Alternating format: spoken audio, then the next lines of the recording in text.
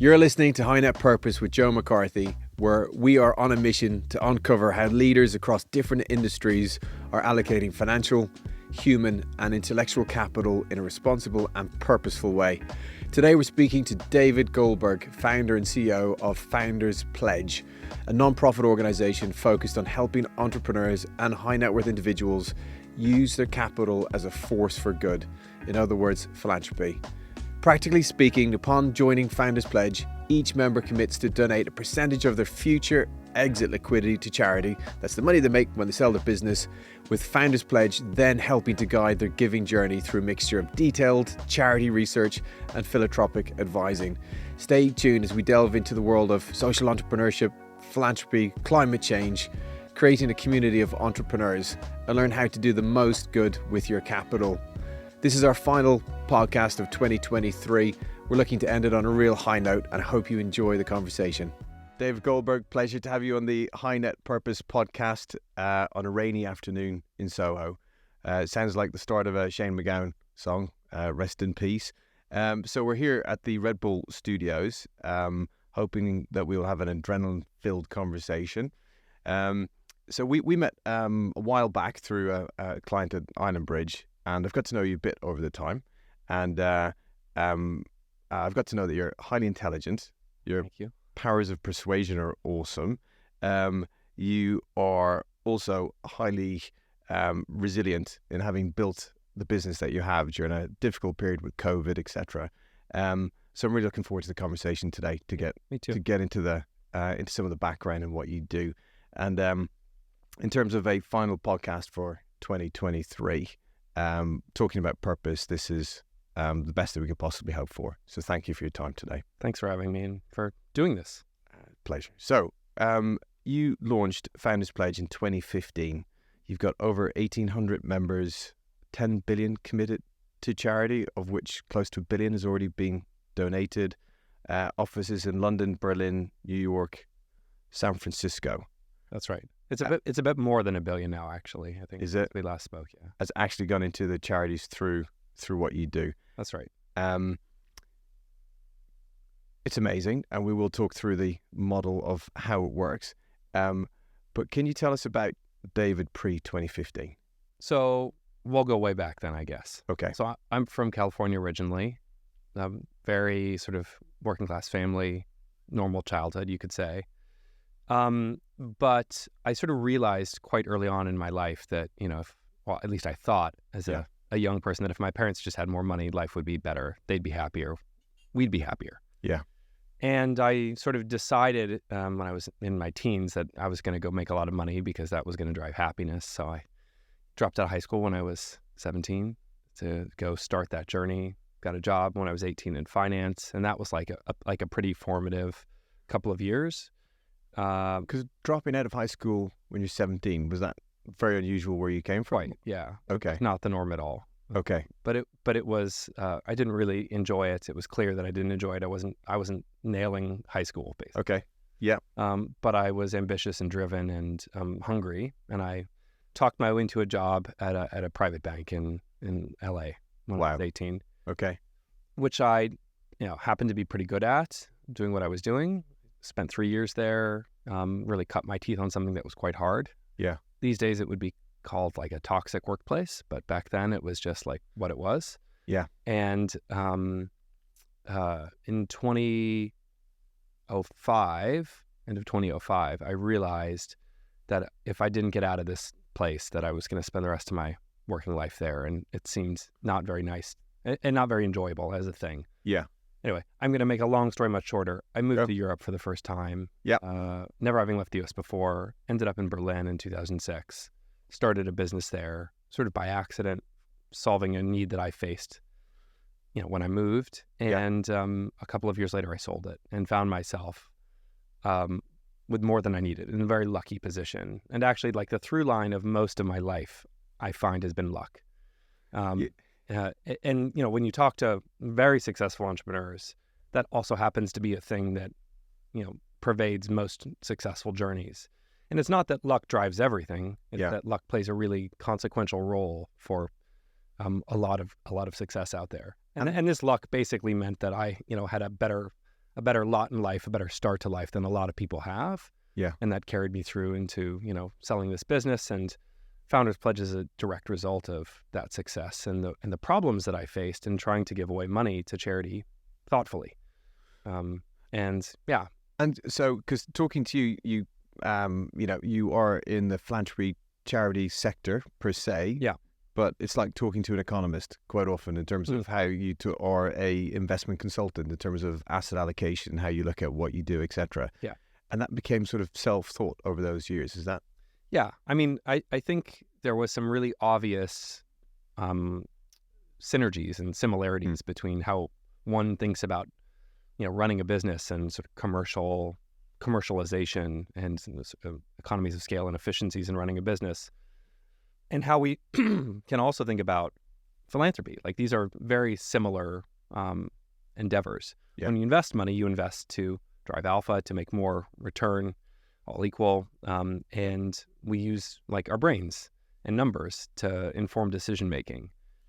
And charity often isn't that way. Yeah. And I thought that there was this interesting opportunity to take a more quantitative approach. I wasn't the only person who started to think this way at about this time. So can you help me sort of market map who's in your sector? Because we've got Giving Pledge, we've got 1%. How does it sort of fit together? Yeah. So the Giving Pledge, I think, is one of the OGs, Okay. the really early people in this pledge space. Yeah. And started by Bill and Melinda Gates and Warren Buffett as a commitment for billionaires to make that allows them to commit at least half their net wealth over their lifetime. Okay. They do so in a public letter that's morally binding and sort of publicly enforced in a sense. And that sort of started this trend that pledging is a thing that's worth doing. And I think probably 5 or 6 years ahead of Founders Pledge starting is when the Giving Pledge started. Pledge 1% and the sort of various 1% pledges started in Israel with Tumura and in Colorado with Entrepreneurs Foundation of Colorado, sort of amalgamated into this broader 1% movement championed by Mark Benioff and Pledge 1%. And Pledge 1% is focused on companies and getting companies to commit 1% of their product, 1% of their employees' time, and 1% of their either profit or equity to philanthropy in the form of foundations often. And this is focused on companies. Yeah. And Founders Pledge is focused on individuals.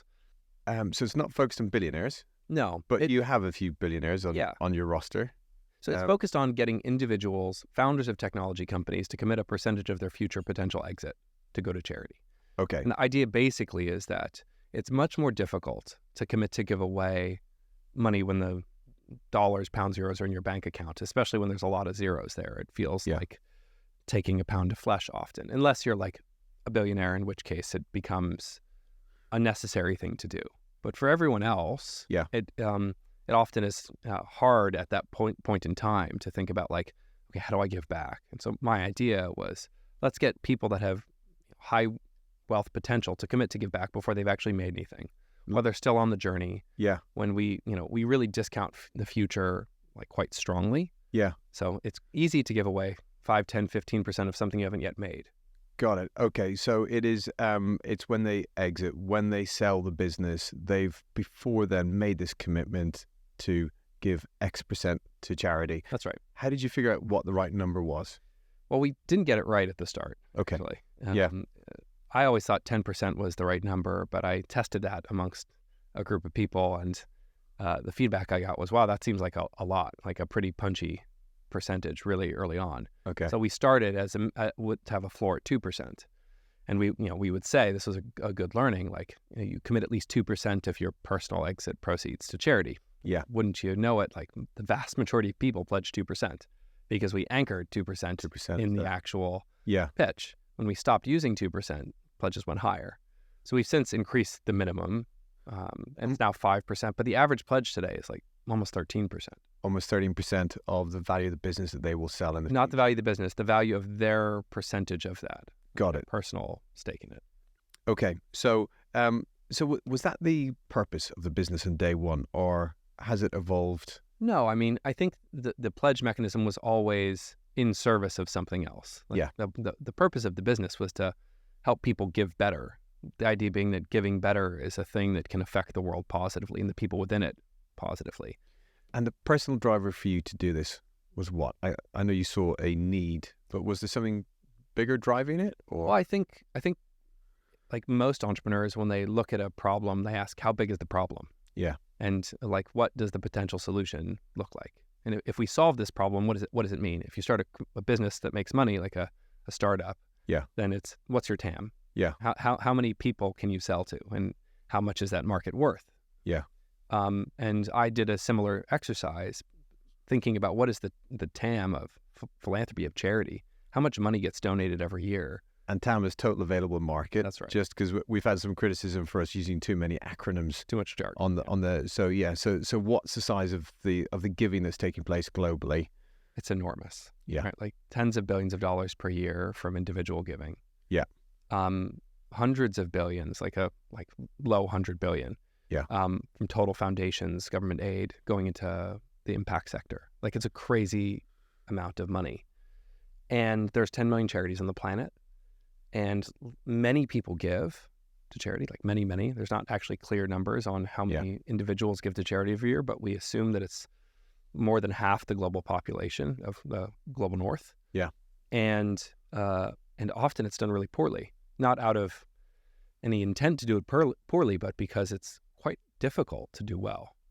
So I've heard you say before that your purpose is to eradicate market failure. Is that a posh way of describing what you've said there, where the market might be failing slightly and you're looking to? No, I think eradicating market failure is like a personal mission. Is my personal mission. What Founders Pledge is trying to do is empower entrepreneurs to do immense good and really affect the world positively as a result. And that means, using their resources to help as much as possible, make the world better. And entrepreneurs as well, you've chosen that group because they solve difficult problems. They do, right? Like, every business solves a problem in some way. Yeah. We can debate whether those problems are worth solving, but successful businesses solve problems and make money solving problems. And entrepreneurs, as people who have had success, like successful entrepreneurs who've pledged, have the capacity, having sold a business often, to focus their energy on solving other problems that maybe aren't going to be solved by businesses or through markets. And philanthropy has this really important role to play in stepping in where markets can't and governments won't, to affect real market failures and distribution problems. But so do you think we've got a generalized issue with how charity works or philanthropy operates? Probably, yeah. I think that it's just not done with the same rationality with which we approach investing often. Okay. If it was done in that way, then we wouldn't really have extreme poverty anymore. Like, there's enough resources on the planet as it currently exists to go around for everyone. Yeah. It's an allocation problem. So, what market failures are we seeing within philanthropy and charity today that you think can be addressed through what your organization does? Well, I'd say that the market failures are, addressable potentially by philanthropy, but the market failures themselves are failures of the market. I think climate change is one of the great market failures of our time. We have not priced in the externalities of doing business. Yeah. And it means that we aren't really bearing the true cost of using fossil fuels in every facet of modern life. Yeah.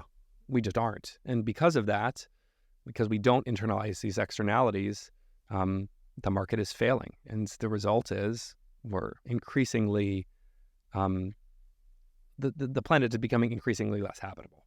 So you've got a research team of how many people? I think we're 11 now. 11 people. And you've done work on climate change. We have. And what's wrong with planting trees? Nothing's wrong with planting trees. The question we ask is, what is the best way, or what is the least expensive way to affect this problem the most? Yes. So planting trees is great. Plant trees. Okay. But don't just plant trees, right? Yeah. And when you think about philanthropy, often the question I ask our members is this the best that we can do with the resources that we have? And to answer that question, you need to ask a bunch of others. Like, what does the best mean? What does impact mean? What are the areas that you're working in? Over what time horizon? And over what risk appetite? So we try to take the approach that money can be deployed strategically. Yeah. In the same way that money can be invested strategically. Yeah. To see returns. So on the climate change side, how have you looked at approaching it with some of your Yeah. donors or the pledgers? Yeah.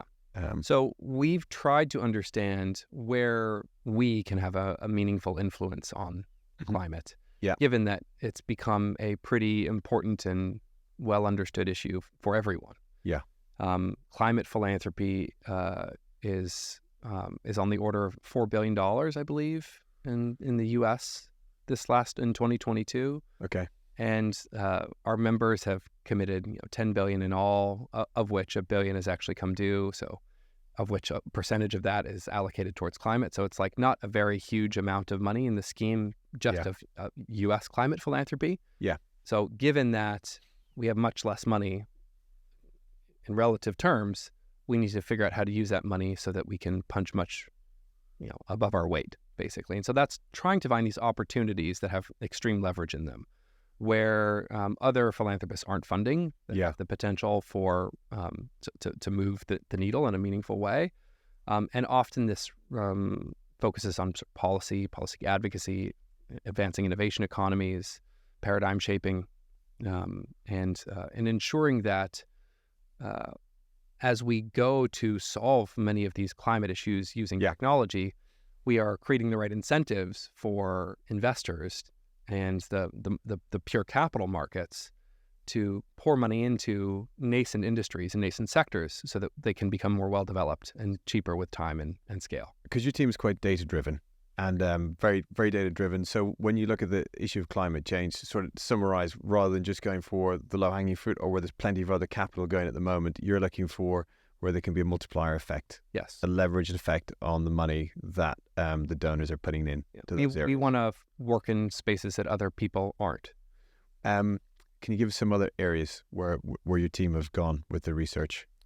Yeah, I mean, so there's a couple of interesting spaces. Like if you look at global health and development, a lot of money is spent on water and sanitation. Super important area. Everyone needs clean water. No debate about this. A lot of money is spent on education. Many of the educational projects that are being done in low and middle income countries are about providing books to students or teachers or providing infrastructure for learning. And these are all good and well. But the question is not, is this a thing that we should do? But what is the most important thing that we can do to advance educational outcomes? And when you approach it from that perspective and start from like a first principles exploration, it turns out that, teachers and books and infrastructure is good. But what's better is just ensuring children are healthy enough to actually go to school. Okay. One of the big depressors of learning outcomes happen to be is kids don't show up, often because they're sick. And one of the great drivers of school non-attendance is neglected tropical diseases, often in the form of parasitic worms, that we just don't have an issue with in the global north and high-income countries because we don't. But, 800 million people have a neglected tropical disease right now. And many of them are kids. And when you are too sick to go to school, then you're not going to learn, even if there's teachers there, even if there's better books there. And so one of the best ways to affect learning outcomes, it turns out, is to deworm kids so that they can attend school more. And you've also looked at more sort of existential risk type stuff. And can you give us a feel for some of that? And I think in 2019, you'd also, pre-pandemic. So, I mean, we try to think across a couple of different vectors or sort of philosophical viewpoints. One being like we really care about the people that are alive today, like everyone that's alive today and all of the issues of, current humans are important. Yeah. Everything from global health and development to mental health to education to arts and culture. These are all sort of current generation issues. Yeah. We also care about the scale of animal suffering, often in the form of factory farming, animal welfare. We think it's often a morally a huge moral area that we overlook in our day-to-day lives. Like the meat system is what it is, and we're trying to affect that so that animals live better lives. And then the third perspective is thinking about the future and ensuring that the future happens in a way that is good for the people that are alive at that point. And this takes us into often challenging areas like global catastrophic risks. What could go wrong? Mm-hmm. And so we have been thinking about this space for a long time, since the very early days of Founders Pledge, and wrote a research report in 2019 focusing on existential risks, things that have the potential to derail or potentially extinct humanity. And among those is biological risks and biosafety, biosecurity, advanced AI, nuclear war, and great power conflict. So our report back in 2019 focused on biosecurity as an area that is deeply underinvested in, calling out specifically pandemic preparedness as an area that is ripe for philanthropic capital, mostly because it's just so neglected compared to other issues, such that pre-pandemic, the entire budget for the UN group that was focusing on pandemic preparedness was less than the budget of an average McDonald's franchise for the globe. Wow. Everyone. And that's not very much money.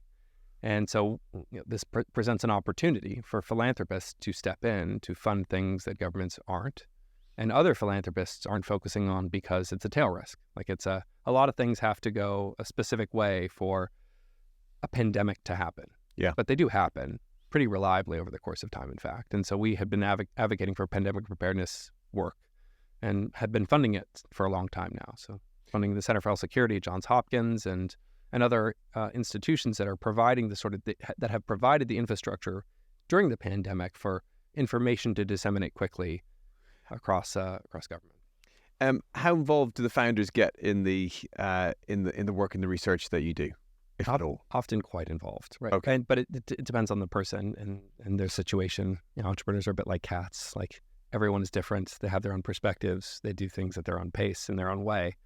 So of the 1,850 members we have, there'll be 1,850 strategies. Yeah. And on one hand, you have someone delegating, like perhaps a wealth manager saying, hey, make all the decisions for me. I trust you guys. You have a track record. I believe what you believe. And on the other hand, someone who wants to dig in at the very granular level and read the reports, look at the cost effectiveness analysis in the back end, approve each specific grant, speak to the grantees. Like it's a spectrum, and it's also quite a normal distribution. So there's a small number of people that have one end, and there's a small number of people that are want to be in every bit of the weeds. Most people are in the middle somewhere. And with some of your members, you will actually help them think about what they're looking to achieve, what the purpose of this granting is going to be. Yeah. What does that process look like? How do you get them to where they want to go? And do you allow them to sort of go the way they want, or do you sort of push them to what you guys think? Yeah. I mean, the whole point of our model is to help people be their most effective selves. Yeah. It's not to impose our will or our viewpoint on them, but it's to sort of consciously complicate conversations so that we can find better outcomes as a result. So if you can expect that someone has a, existing solution set the size of a grapefruit, right? Like that's the entirety of the solutions that they can consider and think about.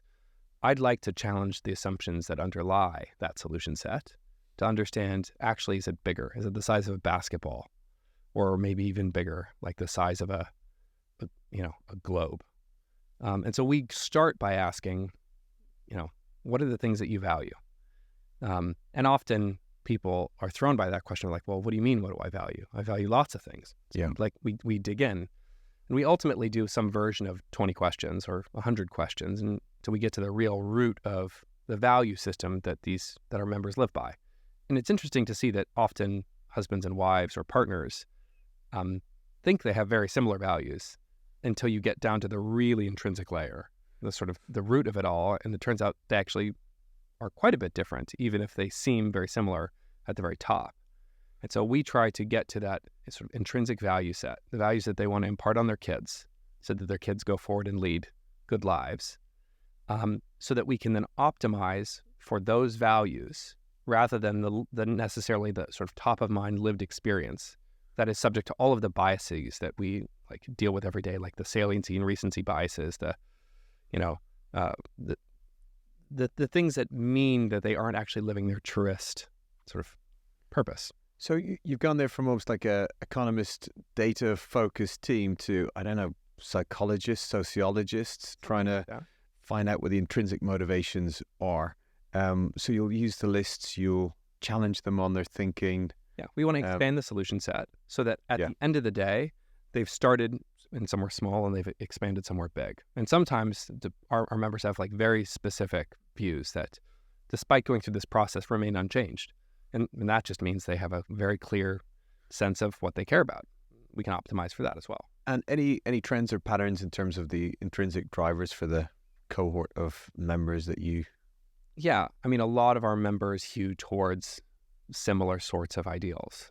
It's one of the reasons that we can do what we do, because, you know, it's like the 80-20, right? There's going to be outliers here, but the majority of the population sits within a relatively small space. And is it possible to describe them across a few themes, or actually it's quite a lot? It's not an insignificant amount, but like the things that I often find resonate with me are like equality of opportunity, the idea that, you know, everyone should start from equal footing, or the idea that education is an enabler, that that means that people can go on to do great things when they have access to it.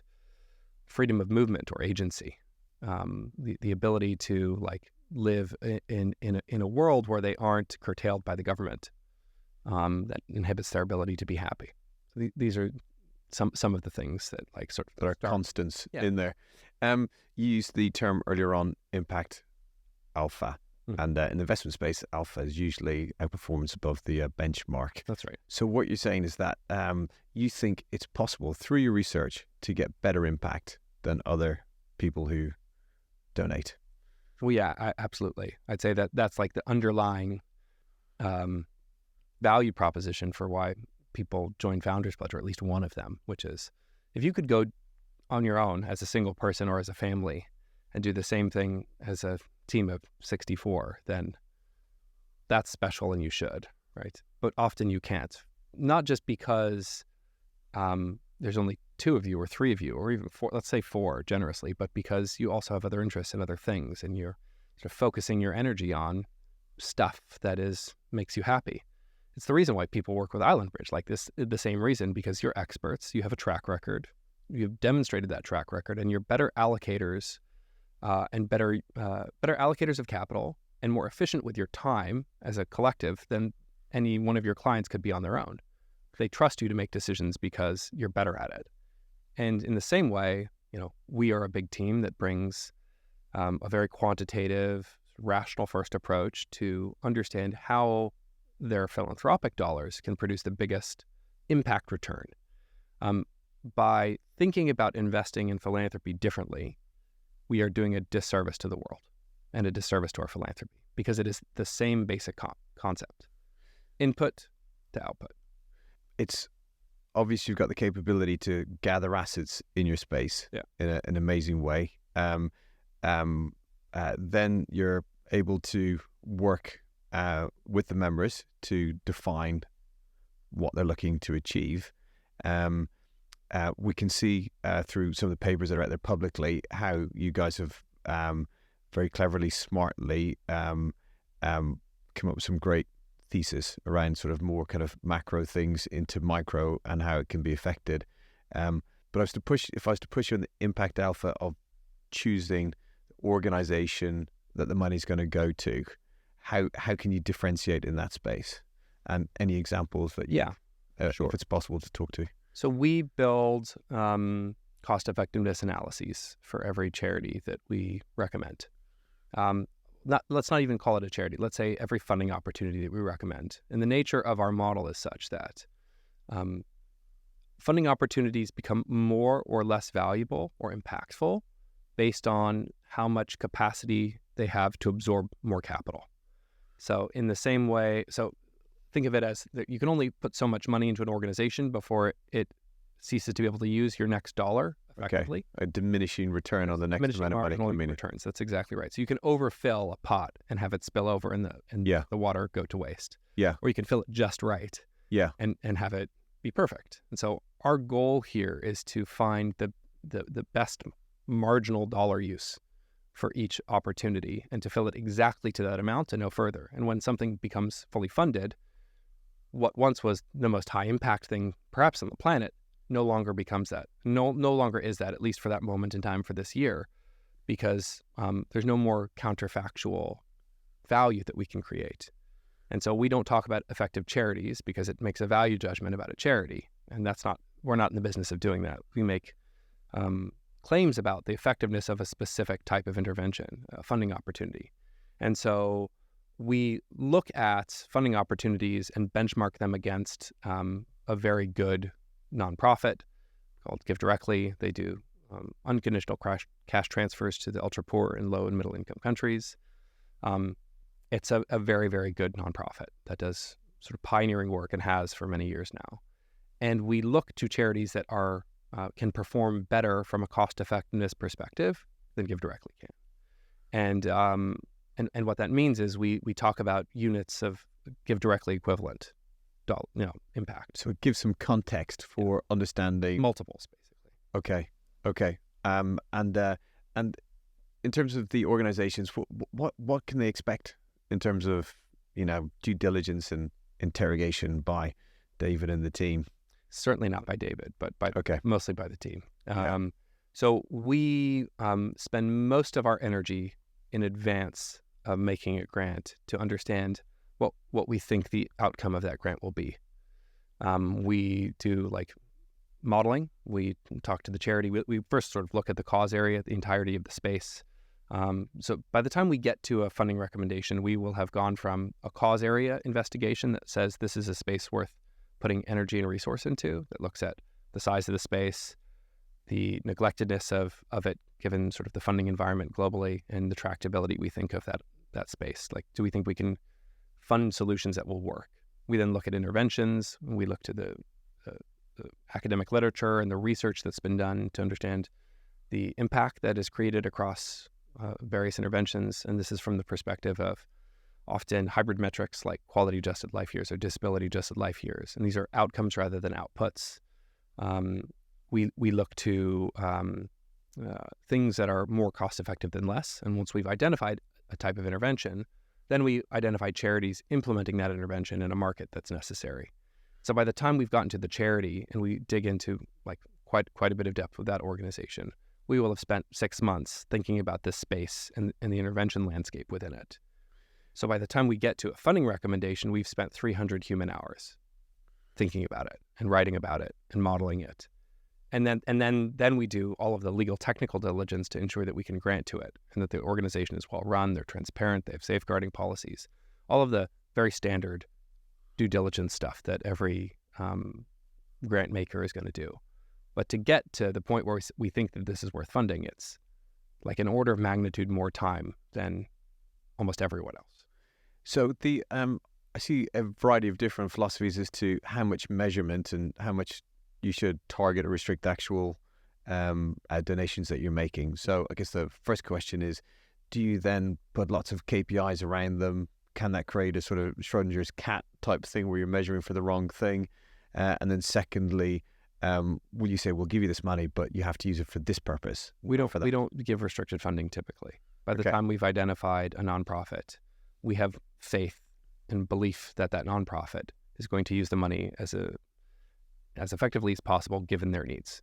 And so we are averse to conditional funding and restricted funding in the same way that people want to support Founders Pledge. If they want to make it conditional, we thank them very much for their interest in our work, but we politely decline conditional funding and restricted funding for our own operational expenses, because it basically says, I know better than you. When we spend all of our time and energy doing this thing, and when nonprofits spend all of their time and energy doing this thing, we've established that the sort of criteria that go into how this nonprofit operate are good. They're sound. They're operating in the right area with the right intervention in the right way. Then we can't really understand the day-to-day context of an environment in which they work to say you can and can't do these things. So almost always unrestricted. And then thinking about KPIs, we've built the model in advance, so we know what we want to see coming out of it. And that sort of informs that we recommend this opportunity to fund. So we can, a year on, say, we've given you $7 million to do this thing. Have you done it? What's not gone right? What's gone really well? Were the assumptions that we had and that you had incorrect? What pieces of this logic chain didn't happen in the way that we had expected them to? And we can go through this process and say, oh, they delivered exactly the thing that they said they were going to do in exactly the way that they said they were going to do it. But this one thing changed, and it means that our estimate was wrong, positively or negatively. And it happens in both directions. We're wrong. But often the margin of error is relatively small. So the mechanisms for actually donating, DAFs, donor advised funds, foundations, other. Can you give us some color for where you think the differences and the benefits of each are? Sure. I'll start by saying that I have a bias here, and it's one worth calling out. I think donor advised funds, for the vast majority of people, even extremely, extremely wealthy ones, are the best vehicle for giving. They are like having your own foundation, but within an existing public charity that absorbs almost all of the grant-making burden, the regulatory and compliance burden, on your behalf in exchange for a fee, often. So what is a donor-advised fund, a DAF? Is it a corporate entity? Is it a trust entity? DAF is a public charity in the U.S. or a registered charity in the U.K. That has charitable status, and it is willing to accept donations from individuals. And it gives those individuals rights to recommend funding opportunities, like grants to fund for that nonprofit. So they technically relinquish total control over their assets. They've received a tax benefit for that often.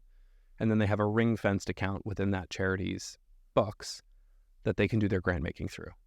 Okay, and if they're not investing it all in 1 year, they can invest it while it's in the DAF as well? That's right, yeah. So they get the tax break when they put the money in. Mm-hmm. They then can, I guess, there's administration benefits from this versus... Very much so, yeah. Okay. And then, and you can decide where you want the money to go from your account. You can make recommendations, and the donor advised fund has to go through its own diligence process to ensure that those are acceptable things to fund. Okay. And most of the time they are. Okay. So there's lots of donor advised funds out there. Not all of them are the same. Yeah. Not all of them are equally good or bad. We operate a donor advised fund that was built to be different than everyone else's, in that it has the right incentives. So almost every other donor advised fund that I'm aware of, and there are a couple of exceptions, charge fees based on assets under management. And from the donor advised fund's perspective, like the more assets that they have in their custody, the more fees they make, right? So obviously the incentive is more assets. That's also the wrong incentive to have often, because if you're giving money to charity or getting tax relief for having given money to charity, then that tax relief is so that the charity can go out into the world and do good things. And most donor advised funds are not enabling that to happen at the scale that they could.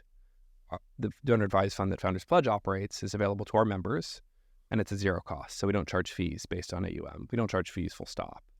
And we do this because it creates the incentive for us as an organization to get the money out the door, as opposed to sit on it, because it makes us money. And any advantages that a foundation would have? That in the U.S., maybe. So private foundations have less good tax treatment for donations overall, and they also have distribution requirements per year. So in a private foundation in the U.S., you actually have to give 5% of your total assets per year out the door. But it means that you can give to a slightly wider array of things. Like the Bill and Melinda Gates Foundation is a private foundation, even though it has tens of billions of dollars of assets. And for Bill and Melinda, this made sense. For many people, it seems to. But there's also like an interesting cottage industry around private foundations. They're not inexpensive to set up. They're not inexpensive to run. And a lot of intermediary, professional service organizations, accountancies, law firms, family offices set up foundations because it billable hours, fees, and they're not always the right thing. So we need to be asking the question of like, why am I doing this thing, this named foundation? Is it because it's the right thing to do for my grant making, or because I just don't have the energy to think about it and I'm trusting this professional service provider who's making money from doing it? Wouldn't be the first time. Of course, on the High Net Purpose podcast, we do not provide tax advice. Certainly not. No. So you talk to your tax advisor before you do any of this planning. Please don't rely on anything I've said as tax. Can you give us a sense of where the next few years will take Founders Pledge? And actually, maybe before we go there, so you do have some like funds where people can put money into a specific cause area. Yes. You've got the donor advised funds. You will work with the members, entrepreneurs as well on their gifting. You convene a lot of people globally at lots of events as well. Isn't that right? That's right. So it's worth sort of double clicking quickly on the funds. So the donor advised fund is like this overarching structure that people can do all of their grant making with, whether it be into very specific charities or into big pots or pooling capital. Like the donor advised fund is the overarching grant making vehicle that most of our members use. And we've set up 4 pooled thematic funds for philanthropy. And so these are, if you remember the spectrum, right, on one hand, someone totally outsources all of their giving to us. On the other hand, they make every decision themselves. The fund sits somewhere towards the outsourced model, where it basically allows people to pool capital into a fund focused on a specific thing like climate change or global health and well-being, get hopefully a large amount of money in this fund, and then our fund managers allocate that capital as and when it's most necessary to affect the issue area positively. So this means that we can do more sophisticated, longer term, often more impactful grant making, because we aren't going to drive consensus for every decision. Like if we want to fund a nonprofit, a giving opportunity because we think it's the very best thing in the world to do at that point, without a pooled fund that we can deploy, we have to go to individuals and say, hey, we think you should fund this. Hey, we think you should fund this. And it like 10x's the time required to actually deploy capital. But these sort of pooled funds are, let's say, like the best way to drive impact. So if you're a member, you don't have to use any of this infrastructure, but it's all available to you should you want to access some research or to be able to use them. So what else is going to?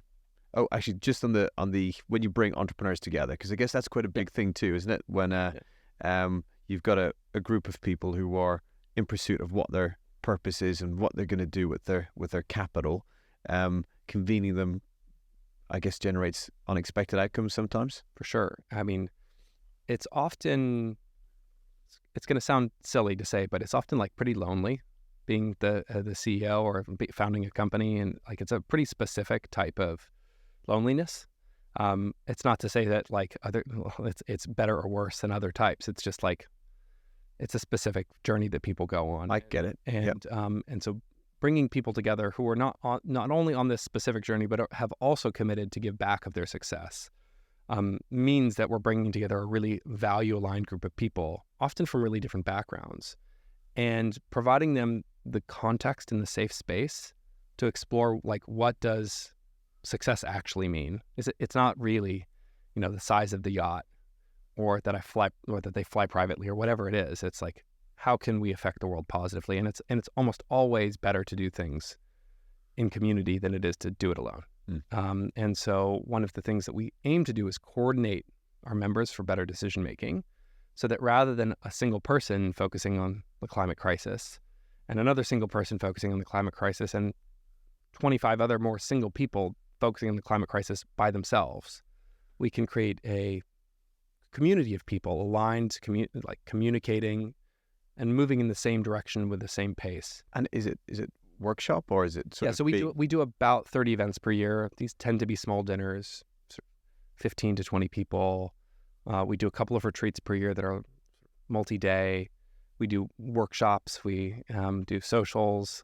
We have book club calls and lots of things that bring our members together in ways that are meant to create this openness and safety. And for you personally, the interaction with the entrepreneurs versus working with the charities, etc. Where do you enjoy most?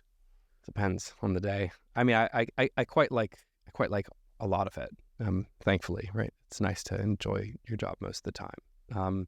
But I think I find particular energy from helping people actually make decisions about where to give, because often I've been with them on this journey for years, right? Like started 9 years ago with just me, right? And I've met I met the majority of our members over the course of time, and more than half of them I signed up myself. And so like that, there's a nice sort of full circle element with you talk to someone when they've just raised a Series A 7 years ago, and then they sold their company last year for $500 million, and they're like, I never thought I would, but here you have it. Now I'm actually going to give up money away, and I know it wasn't clear that I was ever going to. And it's really nice to help people figure that out. So you get the WhatsApp message that hits to say, great news, we've just sold, and we're going to go through what we pledged. Yeah. That's pretty amazing. That's pretty cool. It's pretty cool. So what is on the board for the future of Founders Pledge at the moment? Well, more of the same. So we've built a model that works. We've built infrastructure that operates at scale, and now it's just about delivering at a different level. I mean, bringing on great entrepreneurs to join, increasing the number of events, increasing the amount of capital that we deploy out into the world, and trying to sort of bend the curve of human progress. And are there any emergent areas of giving that are starting to bubble up, which are new? Yeah, I mean, it's like not a particularly fun area to talk about, but like we wrote about pandemic preparedness before a pandemic. We wrote about great power war in advance of Russia's invasion of Ukraine, and we're pretty worried about autonomous weapon systems and military AI at the moment. So it's an area that we've spent a lot of time thinking about, a lot of work to identify giving opportunities. We've built a global catastrophic risks fund aimed at averting conflicts that could really affect humanity negatively. And it's an area that is in real need of more funding. And your membership will include key actors in that space? Potentially, yeah. And do you get to be able to access information and insights from them as well to help the research team? Do you see that sort of coming back to you as some of these issues become potential technological threats? A little bit. I can't think of a specific instance where we've got actionable information that has changed a study, but I'm also not that day-to-day with that portion of the research, but it's possible, I guess. David, thank you for what you do. I've learned a lot from knowing you over the last while, and a lot more today as well. So it's been a real privilege. I've signed the pledge. I'd encourage others to consider it too. So thanks again for all that you do and for the time you spent with us. Thanks for having me. I appreciate it. Thanks so much for listening to High Net Purpose. We hope you enjoyed it. If you like listening, make sure to like, share, and subscribe to catch all news and updates. You can follow us on LinkedIn and Instagram at High Net Purpose. We've really enjoyed being able to record these podcasts during 2023. Thank you all for following and for the feedback. We've got a great roster lined up for 2024 of technologists, entrepreneurs, and experts who are all looking to deal with some of the planet's greatest problems and are in the pursuit of purpose in their lives. All content on High Net Purpose is provided as general information only. It does not constitute any advice, recommendation, or representation, and is not intended to influence listeners or users into making any specific investments or any other decisions. Please be aware that guests and presenters on High Net Purpose may have investments in any of the topics or products being discussed. Their views and opinions are their own and should not be taken as endorsements or financial advice. Before making any investment or financial decisions, we strongly recommend seeking advice from a qualified financial professional.